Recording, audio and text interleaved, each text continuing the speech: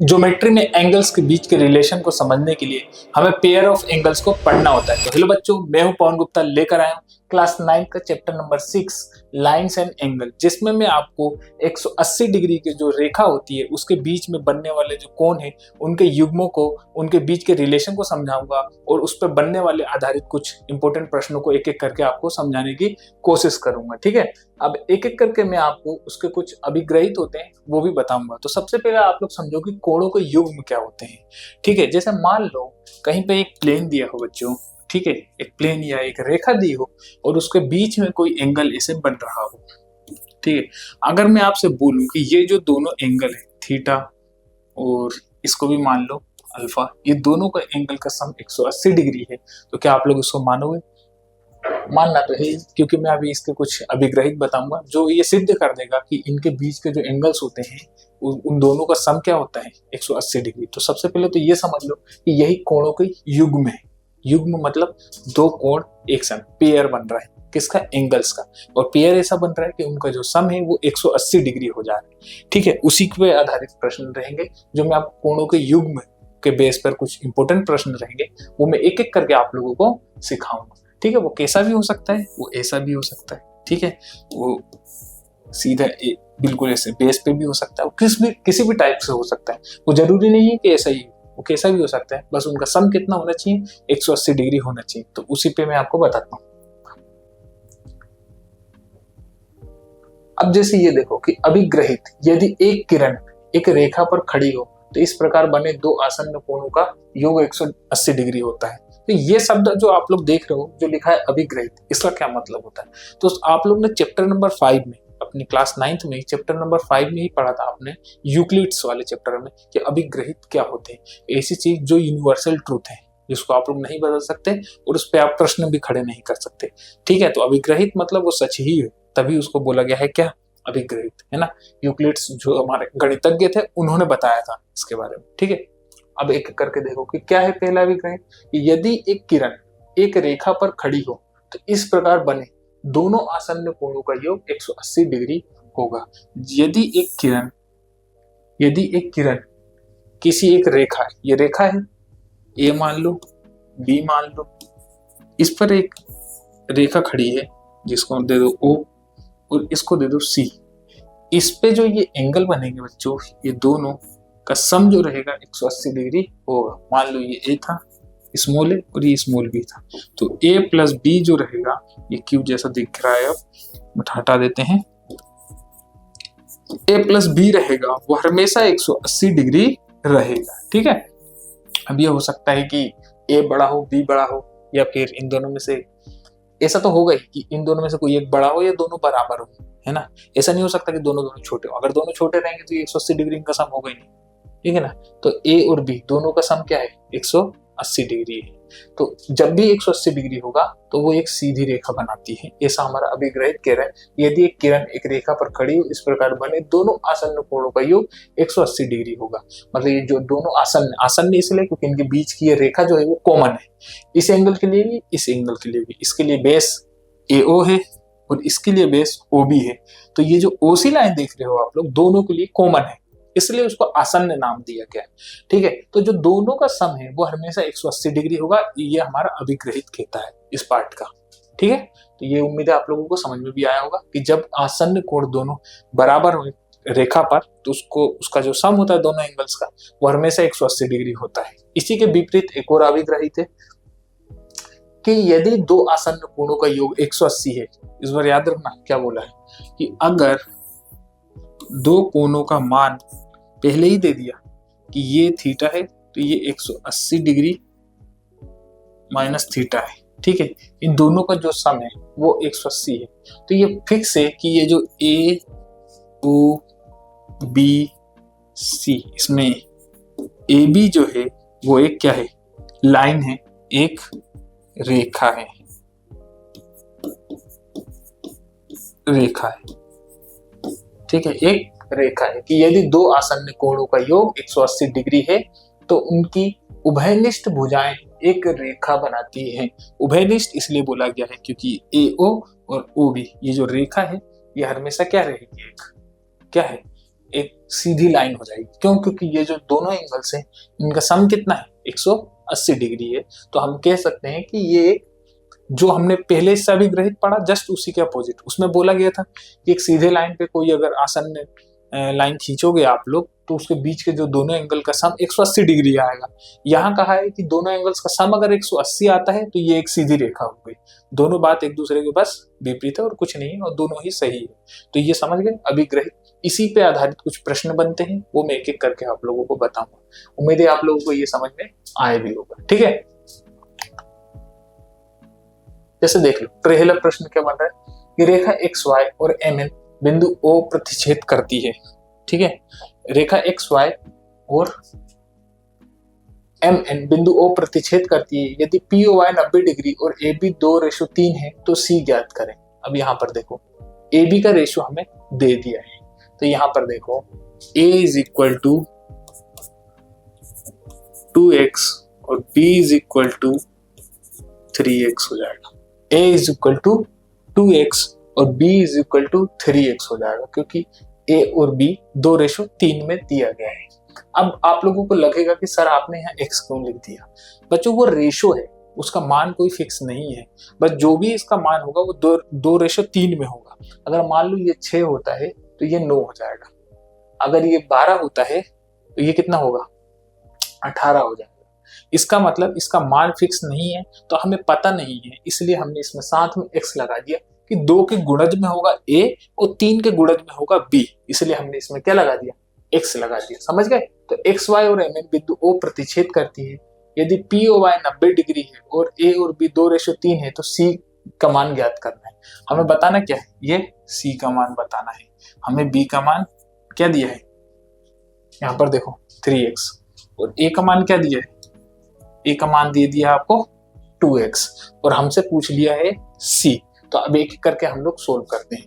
हमें पता है कि एक्स वाई एक क्या है, लाइन है, और एम एन भी एक लाइन है, सीधी रेखा है। यहाँ पे बोला है कि रेखा एक्स वाई और एम एन बिंदु O प्रतिच्छेद करती है। दोनों क्या करती हैं, दोनों लाइनें ये प्रतिच्छेद करती है। तो जैसे ही प्रतिच्छेद करेगी, इसका मतलब हमें ये समझ में आता है, हमें क्या बताना है बच्चों, सी बताना है ना। तो हमें पता है कि ये वाला एंगल ए बी और ये तीनों एंगल का सम कितना होगा, 180 डिग्री, क्योंकि एक्स वाई क्या है, एक रेखा है। ऐसा हमने किस में पढ़ा था, अभिग्रहित 1 में पढ़ा था कि एक सीधी रेखा है, तभी इन तीनों का सम तो 180 होना ही चाहिए। ठीक है, तो मैं यहाँ लिख सकता हूं कि angle P O Y plus angle A plus angle B बराबर 180 degree. Angle P O Y पहले ही आपको देखो राइट एंगल ट्रायंगल का साइन बना है, मतलब ये कितना है, 90 डिग्री है। मैंने बताया था आपको कि ये राइट एंगल का साइन होता है, इंट्रोडक्शन वाली वीडियो में नहीं देखा है तो जाके आप लोग देख सकते हैं। इस जहां भी ऐसा बना है तो समझ जाना कि 90 डिग्री को दर्शा रहा है। ठीक है, तो ये क्या है बच्चों, 90 डिग्री। तो मैं यहाँ लिख सकता हूँ 90 डिग्री प्लस एंगल ए कितना दिया आप लोग को, वो भी दे के रखा है, कितना, 2x। एंगल बी कितना दिया बच्चों, 3x बराबर 180 डिग्री। तो 90 डिग्री जैसे ही LHS से RHS में जाएगा और 2x प्लस 3x मिलके 5x हो जाएगा बराबर 180 डिग्री माइनस 90 डिग्री। तो ये हो जाएगा आपका 90 डिग्री, है ना, और x यहीं रह जाएगा और 5 इसके नीचे भाग में आएगा, तो काटोगे तो कितना आया, 18, है ना। मतलब x का मान कितना आ गया बच्चों, 18 डिग्री। ठीक है, अब मैं इसको नेक्स्ट पेज पे कर दूंगा कि x का मान कितना आ गया, 18 डिग्री। मतलब एंगल A बराबर कितना था, 2x, और x की वैल्यू कितनी आई, 18 डिग्री, मतलब 36 डिग्री। और एंगल B बराबर कितना था, 3x, मतलब x की वैल्यू कितनी आई, 18 डिग्री, तो कितना हो गया, 54 डिग्री। ठीक है, मतलब एंगल A आ गया, एंगल B आ गया आपके पास। ठीक है, अब यहां पर आप लोग देखो कि एंगल B आपको दे दिया कितना, 54, और MN क्या है, एक लाइन है, MN एक रेखा है। मतलब एंगल B और एंगल C ये दोनों का सम कितना होना चाहिए, ये दोनों का सम होना चाहिए 180 डिग्री, क्योंकि एम एन एक क्या है, रेखा है। ऐसा हमने अभिग्रहित में पढ़ा था कि अगर इन दोनों का सम 180 है तो ये एम एन एक रेखा है, और उन्होंने पहले ही हमें गिवन दे दिया कि एम एन एक रेखा है। इसका मतलब बी और सी का सम कितना होगा, 180 डिग्री, ठीक है ना। तो ये भी हमें मालूम है। एंगल बी को मैं क्या लिख सकता हूं, M O X plus N O X. Angle M O X M O X plus, है ना, एंगल एन ओ एक्स बराबर 180 degree, because M N is line, ऐसा कह सकते हो, क्योंकि एम एन एक रेखा है। एम एन एक रेखा है, इसलिए मैं कह सकता हूं कि दोनों का जो सम होगा, उसके ऊपर बनने वाले एंगल्स का जो सम होगा वो 180 डिग्री होगा। एंगल एम ओ एक्स जो कि एंगल बी है ना, वही था एंगल बी, देख सकते हो आप लोग, M O X angle B था, है ना। ये क्या था, B, angle B plus N O X क्या था, एंगल सी बराबर 180 डिग्री। इसका मान मैंने रख दिया। एंगल बी कितना आया था बच्चों, 54 डिग्री, तो लिख दूंगा 54 degree plus angle C is equal to 180 degree, angle C is equal to 180 degree minus 54 degree, तो ये कितना आ जाएगा, 126 degree. Angle C is equal to 126 degree, जो आपसे पूछा गया है ना, देख सकते हो। एंगल सी आपसे पूछा था, तो सी ज्ञात कीजिए, तो सी आप लोगों ने निकाल दिया, कितना है बच्चों, 126 डिग्री। तो इस प्रकार से आपको प्रश्न बनते हैं, ये आप लोग इजीली सोल्व कर सकते हो, बहुत ज्यादा कठिन नहीं है। दोनों अभिग्रहित अगर आप लोगों को समझ में आया है तो इस पे प्रश्न भी आप लोग आसानी से सोल्व कर लोगे, ठीक है। दूसरा प्रश्न देखो, पी ओ आर, जैसे पी क्यू आर मतलब एंगल्स की बात कही है बच्चों, वो यहां भी एंगल्स की बात कही है। Angle P O R is equal to angle P R Q, angle P Q R, angle P R Q दोनों एक दूसरे के बराबर है। तो आप लोग ये बताइए कि एंगल पी क्यू एस और एंगल पी आर टी भी एक दूसरे के क्या है, बराबर है, हमें ऐसा बताना है। तो आप लोगों को पता है कि एस टी क्या है, एक लाइन है, और जब एस टी लाइन है तो इस पे जो भी आसन्न कोण होंगे वो उसका सम कितना होगा, 180 डिग्री होगा, है ना। तो मैं ऐसा कह सकता हूं कि एंगल, ये तो गिवन है तो आप लोग चाहो तो ऐसा लिख भी सकते हो, लेकिन जरूरत नहीं है, ऐसा देख लो कि angle P Q S plus angle P Q are बराबर 180 डिग्री, है ना। Angle P Q S angle P Q are बराबर 80 डिग्री, ठीक है। अगर मैं एंगल पी क्यू आर को यहीं छोड़ दूं तो बराबर में 180 degree minus angle P Q S हो जाएगा। ये आपका फर्स्ट इक्वेशन हो गया, ठीक है ना, पहली इक्वेशन मान लो इसको, है ना, पहला समीकरण, हिंदी में समीकरण बोलोगे, अंग्रेजी में इक्वेशन बोलोगे, ठीक। वैसे इस साइड आ जाओ, तो angle P R Q plus angle P R T दोनों का सम भी बच्चों यहाँ पर 180 डिग्री हो जाएगा। क्यों, क्योंकि हमने अभिग्रहित में पढ़ा था कि किसी भी लाइन पर जो आसन्न कोण होते हैं, आसन्न क्यों, क्योंकि पी आर कॉमन लाइन है, इनके बीच के जो दोनों का एंगल का सम है वो हमेशा 180 डिग्री होगा। तो मैं यहाँ लिख सकता हूं कि angle P R Q plus P R T, ठीक है।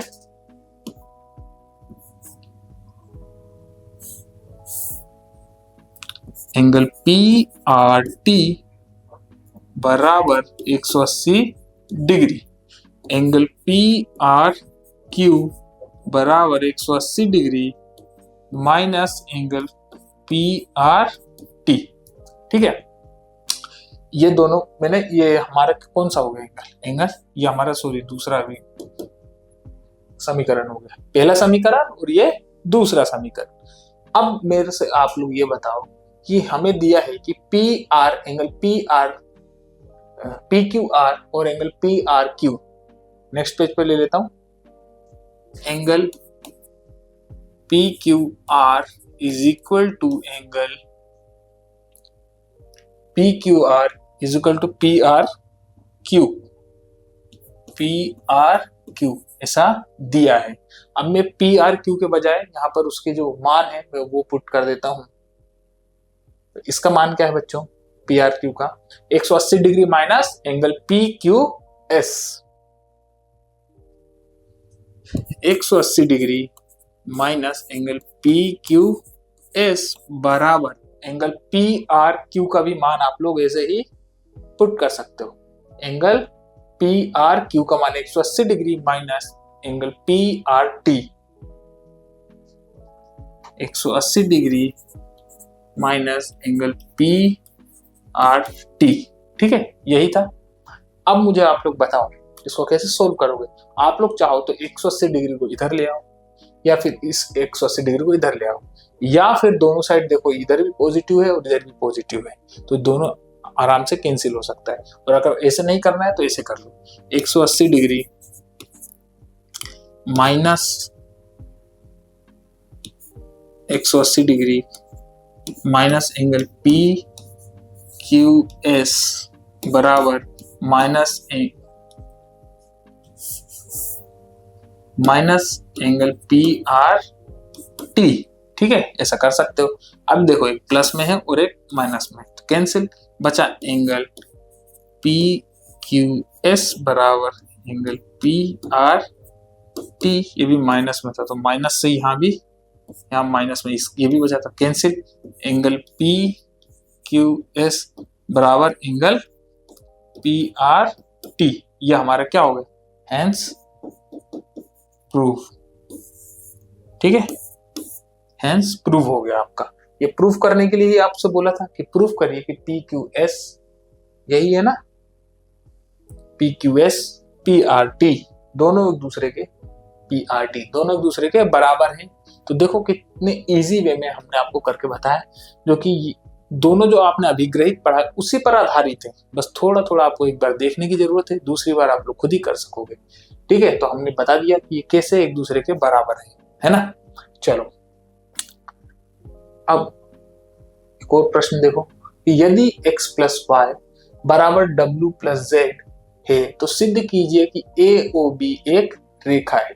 हमें ए ओ बी को एक रेखा बताया है और ऐसा उन्होंने खुद ही बोला है कि x plus Y is equal to W plus Z, ऐसा उन्होंने खुद ही हमसे बोला है। बस हमें ए ओ बी को एक रेखा बता देनी है। तो देखो कैसे बताओगे। आप लोगों ने एक एंगल पढ़ा होगा जो कंप्लीट एंगल, क्या पढ़ा था, कंप्लीट एंगल। तो कंप्लीट एंगल कितना होता है, 360 डिग्री। ये आप लोगों ने ऐसा पढ़ा था। तो मैंने आपको बताया था, जैसे यहाँ पे देखो कंप्लीट एंगल, तो इस पॉइंट O से एक्स वाई जेड और डब्ल्यू, कंप्लीट एंगल तो यही हुआ, एक पूरा सर्कल बन जाए। जब पूरा सर्कल बन जाएगा तो कंप्लीट एंगल हो गया, मतलब 360 डिग्री। तो मैं ऐसा कह सकता हूं, angle X, angle Y, angle W plus angle Z बराबर 180 डिग्री, है ना, क्योंकि एक ये कंप्लीट एंगल है ना। अब मेरे को ये भी पता है कि x plus angle y plus मैं w और z, इसको भी तो x y लिख सकता हूं। क्यों, क्योंकि ऐसा प्रश्न में खुद ही उन्होंने गिवन दे दिया है कि x y बराबर है w प्लस z के, x और y का सम w और z के सम के बराबर है। तो मैं कह सकता हूं कि angle x plus angle y बराबर, एक सेकेंड, यह होगा कंप्लीट एंगल मतलब 360 डिग्री, सॉरी। ठीक है, तो ऐसा मैं लिख सकता हूं। तो कितना होगा, 360 डिग्री। अब देखो आपके पास दो दो एंगल x है प्लस दो दो एंगल y है, 360 डिग्री। 360 डिग्री। ठीक है, यहां भी दो एंगल एक्स और दो एंगल वाई। अब देखो, दो एंगल एक्स प्लस दो एंगल वाई बराबर 360 डिग्री। तो क्या हुआ, दो कॉमन आया, तो angle x plus angle Y बराबर 360 डिग्री और angle x plus angle Y बराबर 360 डिग्री बटे में क्या लोगे, दो, क्योंकि यहाँ ये गुने में। तो कितना आया, angle x plus angle Y बराबर 180 डिग्री, है ना। ये आपको पता है क्यों हो गया 180 डिग्री, क्योंकि जैसे ही 360 को आप लोग 2 से भाग दोगे कितना आएगा, 180 डिग्री। ठीक है, तो आपको पता है कि जब दो किसी भी लाइन पे दोनों आसन्न कोणों का सम 180 डिग्री है तो वो क्या हो जाएगा, वो लाइन हो जाएगा। तो हम कह सकते हैं कि लाइन ए ओ बी एक लाइन है। लाइन मतलब रेखा है, क्योंकि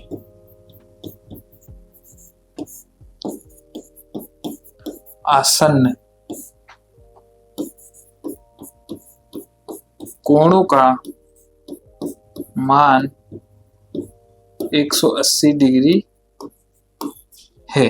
हम ऐसा क्यों कह रहे हैं, ए ओ बी एक रेखा है क्योंकि आसन्न कोणों का मान 180 डिग्री है, और आसन्न कोण कौन से है, वो एंगल एक्स और एंगल वाई, ये दोनों क्या है, आसन्न कोण है। इसीलिए एंगल, ये जो लाइन है ए ओ बी एक रेखा है क्योंकि उसका आसन्न कोणों का मान 180 डिग्री है। उम्मीद है आप लोग को समझ में आया होगा और ये बहुत ही इजी था। ठीक है, तो इस तरह से हम लाइंस और एंगल्स के कॉन्सेप्ट को पेयर ऑफ एंगल के थ्रू हम लोग आसानी से समझ सकते हैं। उम्मीद है आपको वीडियो अच्छी लगी है। अगर अच्छी लगी है तो लाइक करना, शेयर करना, सब्सक्राइब करना, और ज्यादा डिटेल में पढ़ना चाहते हो तो आज ही फ्रीको एजुकेशन ऐप डाउनलोड करना। Thank you.